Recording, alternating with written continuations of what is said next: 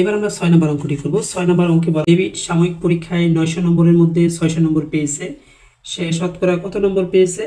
মোট নম্বর এবং প্রাপ্ত নম্বরের অনুপাত নির্ণয় করো। প্রথমে বের করব সে শতকরা কত নম্বর পেয়েছে। শতকরা যেহেতু আমাদেরকে বের করতে হবে, তাহলে আমাদের 100 নম্বরের মধ্যে কত নম্বর পেয়েছে তা যদি আমরা বের করতে পারি, তাহলে আমরা শতকরা নাম্বারটা পেয়ে যাব। তো সুতরাং 900 নম্বরের মধ্যে পেয়েছে 600 নম্বর। সুতরাং 1 নম্বরের মধ্যে পেয়েছে 900/600 নম্বর। যেহেতু আমাদের শতকরা বের করতে বলা হয়েছে, তাহলে 100 নম্বরের মধ্যে পেয়েছে 900 600 গুণন 100। এবার আমরা কাটাকাটি করতে পারি। 100 দিয়ে 900কে কাটাকাটি করলে হয় 9। আমরা যদি 3 দিয়ে কাটাকাটি করি, 3 3 9, আর 600কে যদি আমরা 3 দিয়ে কাটাকাটি করি, তাহলে আমাদের ফলাফল হয় 200। তাহলে উপরে থাকে আমাদের 200 আর নিচে থাকে আমাদের 3। তাহলে আমাদের মিশ্র ভগ্নাংশে রূপান্তর করলে হয় 66 সমস্ত 3/2। এবার আমাদের মোট নম্বর এবং প্রাপ্ত নম্বরের অনুপাত নির্ণয় করতে হবে। সুতরাং মোট নম্বর অনুপাত প্রাপ্ত নম্বর। যেহেতু মোট নম্বর 900 অনুপাত প্রাপ্ত নম্বর 600, উভয় পক্ষকে আমরা 300 দিয়ে কাটাকাটি করতে পারি। তাহলে 300 দিয়ে কাটাকাটি করলে হয় 3:2। সুতরাং 900 নম্বরের মধ্যে 600 নম্বর পেয়েছে। শতকরা সে 66 সমস্ত 3/2% নম্বর পেয়েছে, এবং মোট নম্বর এবং প্রাপ্ত নম্বরের অনুপাত হবে 900:600। উভয় পক্ষকে আমরা 300 দিয়ে কাটাকাটি করলাম, তাহলে হয় 3:2।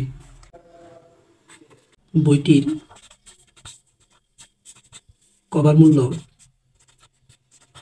120 টাকা। বইটির ক্রয় মূল্য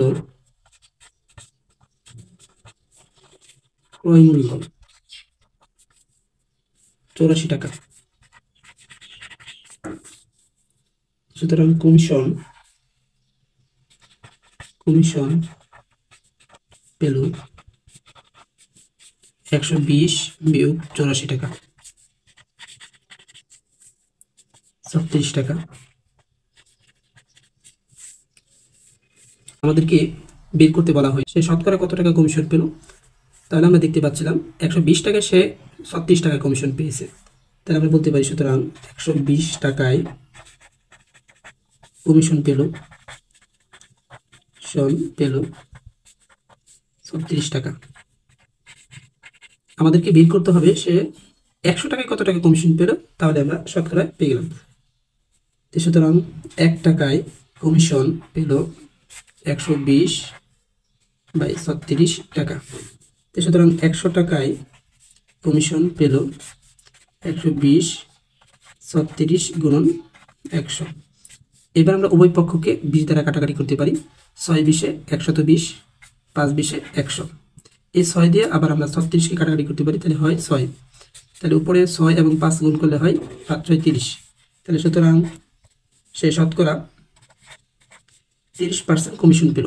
এবার আমরা 8 নম্বর অঙ্কটি করব। 8 নম্বর অঙ্কে বলা আছে একজন চাকরিজীবীর মাসিক আয় 15,000 টাকা, তার মাসিক ব্যয় 9,000 টাকা। তার ব্যয় আয়ের শতকরা কত? তার মানে শতকরা সে কত টাকা ব্যয় করে বের করতে হবে। 15,000 টাকার মধ্যে ব্যয় 9,000 টাকা। সুতরাং 1 টাকার মধ্যে ব্যয় বাই 9,000 টাকা।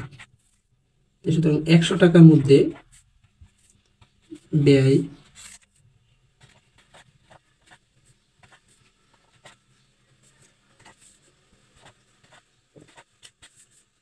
100।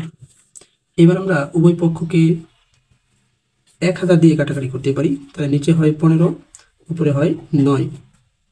এখন আমরা উভয় পক্ষকে 5 দিয়ে কাটাকাটি করতে পারি। 3 5 15, 5 20 100।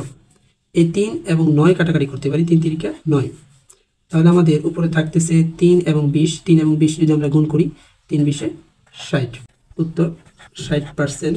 15,000 টাকা আয়ের মধ্যে সে শতকরা 60% ব্যয় করে।